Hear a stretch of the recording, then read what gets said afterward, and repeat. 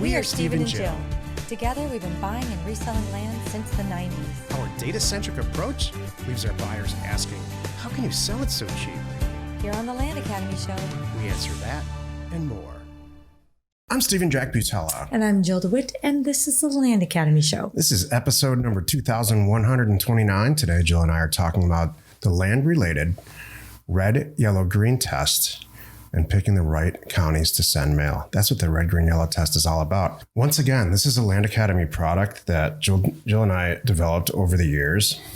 You created this thing, which is brilliant, by the way. It never had a name, and I never realized it was youthful until we created Land Academy and started calling it something and helping other people utilize it. So if there's any mystery at all associated with this product, we'll clear it up today. The bottom line is everything we do is data focused because I'm sitting next to a data nut. So the red, yellow, green test in a nutshell is using data to support your decisions when picking a county. That's how I describe it. Just make sure you're doing the right things. Some areas are green, some areas are red. Duh. And then I know you're going to go into a lot more detail on that. This is very fitting because all of this week is called Land Research Week, and I'm extremely happy to report that lately our staff has been coming up with these topics. I don't think I would have picked this. Neither would I. No, Land Research Week is called, that's Steven's side of the sheet. So I don't know where Jack's side of the sheet here. That's kind of funny. Trust me. Maybe mine's coming. Yeah. I didn't choose this because I would have chosen, if I had a say in it, it would all be Jill's topics. Oh, thanks. Today, we're talking about the red, green, yellow test. Tomorrow's Tuesday. We're going to talk about balancing data versus the instinct in buying land. So that's kind of Jill. There's a lot of Jill in that tomorrow. Wednesday is how technology is changing the future of land investing. Geez, that's an ever-present, super important topic. Thursday, we talk about why research is the backbone of successful land investing, that's for sure. And then finally, Friday, we avoiding analysis paralysis when land research becomes overkill. These are good topics. Still, to this day, guilty of that. Oh. Each day on the show, we answer a question from our Land Academy member Discord forum, and we take a deep dive into land-related topics by your request. Okay, Mauricio wrote, greetings. I don't understand why Jack is the active depending. I don't understand why Jack said, the active to pending number on the red, yellow, green test is lower is better. I think if more properties come pending, it's a faster selling area. Can you guys explain a little bit? Thank you.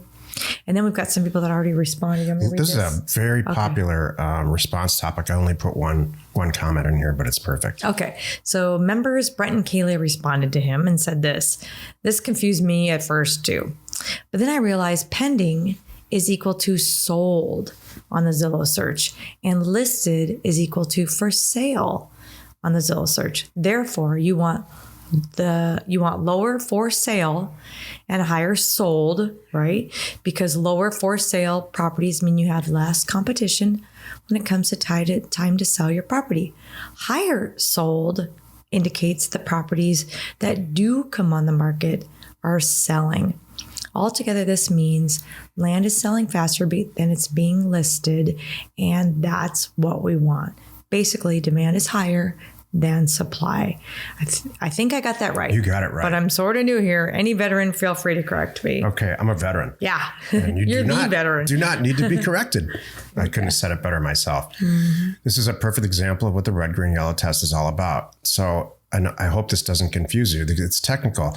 We have a ton of smart people in this group and a ton of various STEM-related analytical type people in our group.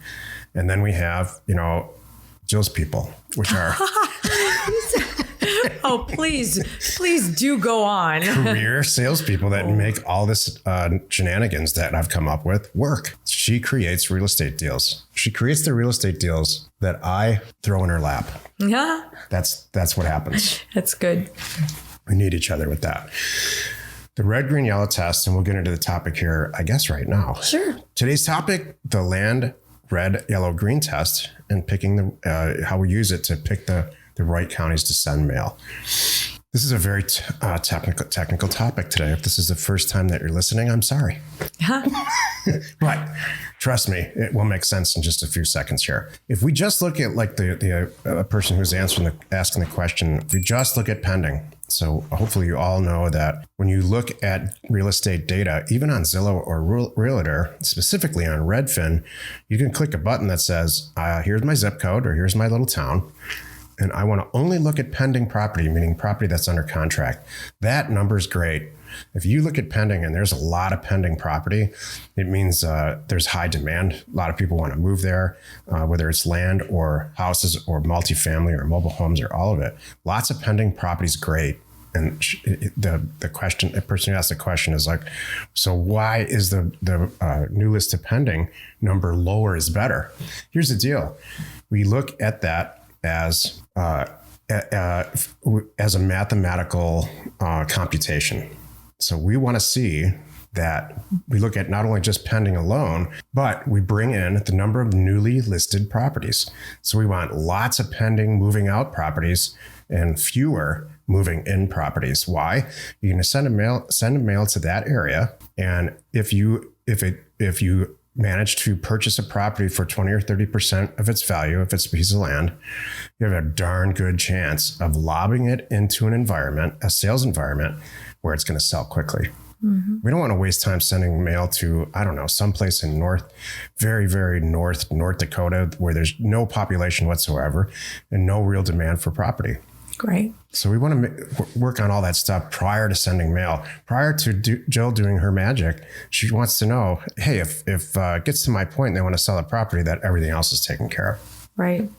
I think of just like, for me to explain it, I throw out numbers. Like, wouldn't you rather be one of 5 for sale in an area of this size and all of that good stuff in the zip code? Let's just say one of 5 active properties where 25 sold in the last 6 months. Yes, I would love that. There that you makes go. Sense. There you go. Total So think of it sense. like that. That would be green. Let's do the flip side. You're one of 25 active for sale in the zip code and 5 sold in the last 6 months. Nope. That's going to be yellow or red, depending how it red. aligns with the other ones. He's the best. So red. There you go. Mic drop. So that's a great way to explain it. Yeah. The red green yellow test itself to pull a topic together is 3 statistics that I initially came up with that rate each zip code that we think might be a good place to send mail against each other.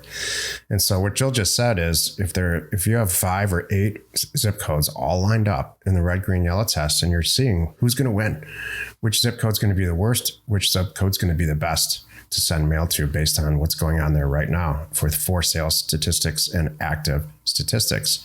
One of the simplest statistic of the 3 is days on market. When you have a real low days on market against a real high days on market, that's a darn good indication that the property's moving better in that zip code because it's just faster. It's moving through faster. Another one is one we already talked to, new list of pending. And then another one I love is all the properties that are listed for sale as a percentage of all the properties in the zip code. So to use Jill's example, if you got 100 properties that are for sale in a zip code where there's 25,000 total properties, that's a tiny little percentage. You want that. That to me indicates that property's moving through there. If it gets listed, it gets sold. There's not a lot of competition. So then Jill's job just becomes, when she answers the phone, to see if they want to do the deal. Lock in a good deal. And I'm not oversimplifying what she does, because what she really does is create a real estate deal where there was not one. Thank you. So the red, green, yellow test is a fantastic way to decide whether or not sending mail to 1 or 2 or 3 zip codes is a good idea or not. Now, I'll tell you this, and I don't want to complicate things. We have many people in our group that have been around for years. Jill and I have been doing this for 10 years. It's 10 years this year. 10 years of Land Academy. 10 years of teaching.